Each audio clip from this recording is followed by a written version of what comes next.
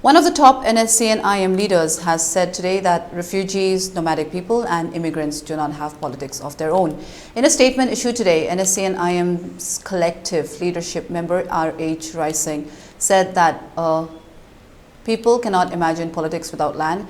Refugees, nomadic people and immigrants do not have politics of their own. Of course, they may be granted members of a political community or citizenship of a country they migrated to, but launching a political movement by a group of refugees or immigrants for a separate state in other people's country is an act of aggression on the inherent right of the native people and their land, R.H. Rising said.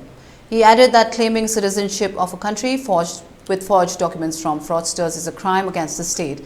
Planting foreign populations in an occupied territory of native people for marginalizing the native people is equally an act of colonialism and expansionism to be condemned, the NSCN IM leader added. According to him, land and water are the foundations of history and politics of a people and their sovereign nation states. All the village states, the city states and nation states of the peoples and nations were built on the foundation of their respective lands, the NSCN IM leader also said. A national territory and water are the arch pillars of a nation state.